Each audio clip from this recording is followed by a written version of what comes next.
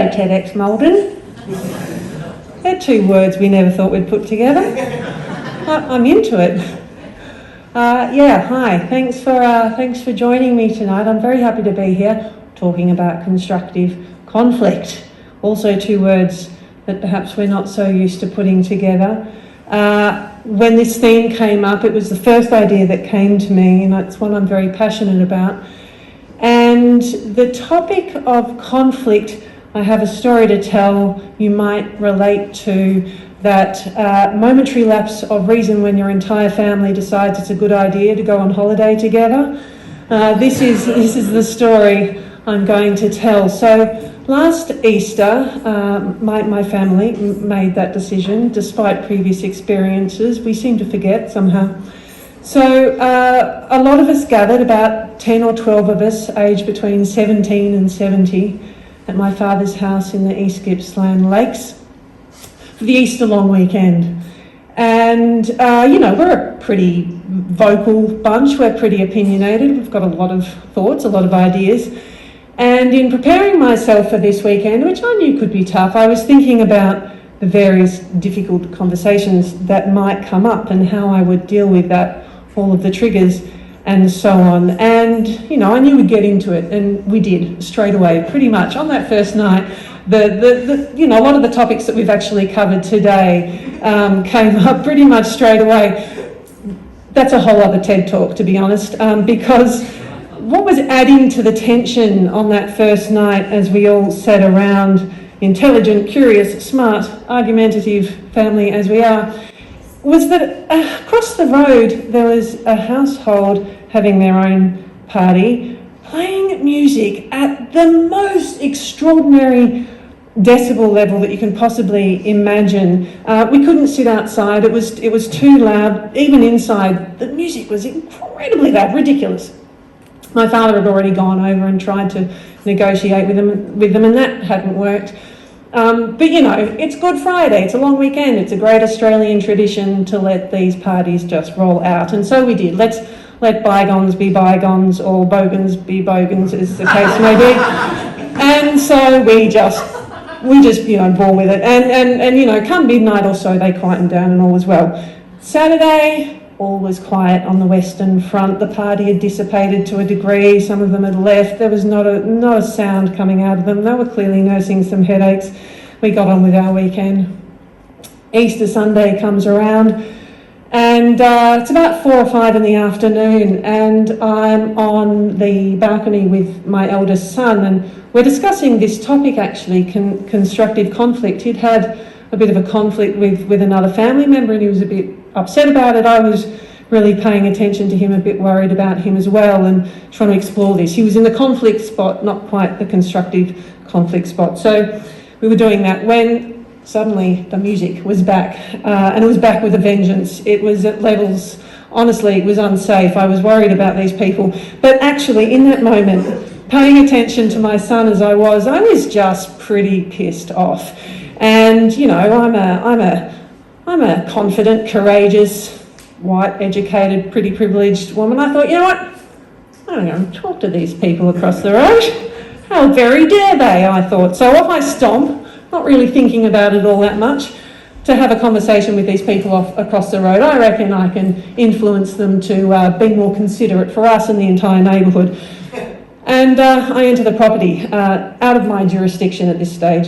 And I appear upon this scene, imagine it if you will, a live diorama museum kind of scene, an outdoor scene with a long trestle table and a number of men all sitting and standing around this table, a low haze of smoke across the table, which is covered in cans and bottles, everyone in various stages of inebriation. It's pretty clear to see. And there, right next to me as I approach, is the biggest sound system I've ever seen. I actually didn't know this technology existed. It's blasting out Jimmy Barnes at a volume greater than if I was actually at a Jimmy Barnes concert. And what I'm trying to say is, can we turn this down a little bit? But nothing out of my mouth is resonating because you genuinely can't hear anything.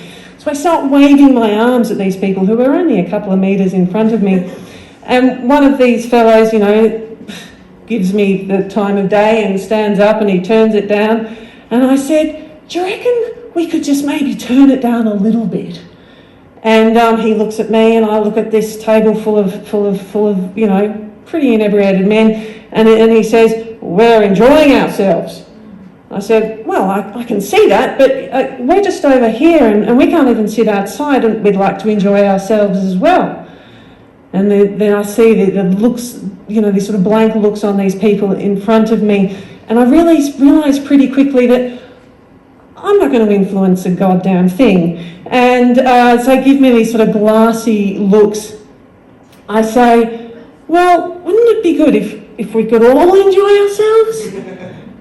And I see this dismissive look appearing on their faces, and I'm feeling pretty dejected. You know, I came over with all this sort of chutzpah, and it's just not working for me. Normally it works. And I just basically start to turn away, and as I do, you know, this old wizened patriarchal figure at the end, who's clearly lost most of the power he ever had in this life, he says, well, we're enjoying ourselves. And at that point, I just become incredibly angry. I want to maim. I want to cause physical injury. But instead, I do the first thing that comes into my head. I turn around, I look each of them in the eye, and I curtsy. And just for good measure, I do it again.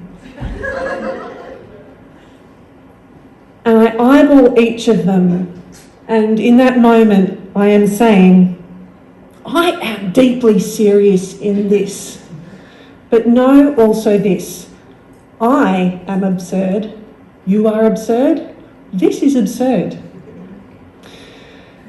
So I leave the property, I go back across the road, and I actually stop worrying about it pretty quickly, because in that moment, I changed my goal. Once I realised I couldn't really convince anyone to turn the volume down, I turned my goal into actually just leaving an impression, specifically on one young man who was sitting in the background about the same as my son.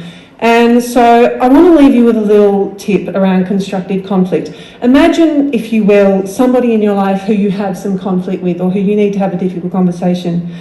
Imagine them just now, see them standing in the arrivals hall of the Grand train station, all alone, and around their feet are a number of suitcases and bags, and you understand that in those suitcases and bags are all of their pains and their wounds and their hurt and their traumas, all the choices they've made that didn't go according to plan.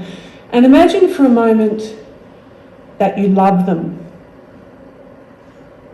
What love does is it cuts off the neural pathways that control negative emotions like fear and social judgment, so that when you allow yourself that little moment, you allow yourself to actually imagine trust, which is what we need, right? Secondly, always know what your goal is in any situation. Thirdly, watch, observe and listen. Be more interested than interesting, because conflict isn't about winning an argument, it's just about finding out how much you can learn. 4, is that goal still the right goal? You can change your goal whenever you like. There's no rules around that. And then finally, just do something a little bit weird and unexpected. A little bit random that no one saw coming. Firstly, it helps you regulate your nervous system, because in that moment you actually feel like you might be under threat. You're not. But secondly, I've got this theory. On the off chance that we're just pawns in the matrix, we have to let our AI overlords know that we're onto them. Thank you.